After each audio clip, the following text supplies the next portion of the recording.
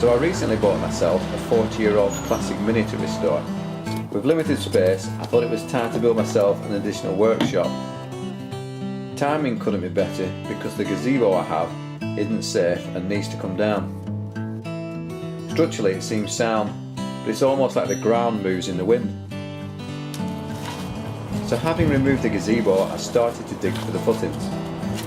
The workshop is going to be brick, so it needs a footing of at least 750mm below the ground, laid on solid clay. The problem is, the ground is so saturated I'm having problems digging.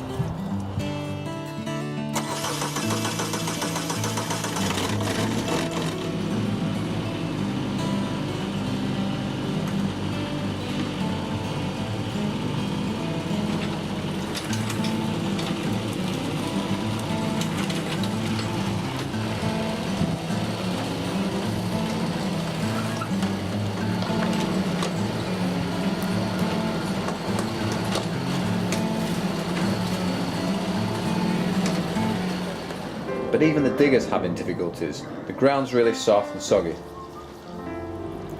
I could see water sprouting from the soil, and after digging nearly 2 meters down, I discovered the problem.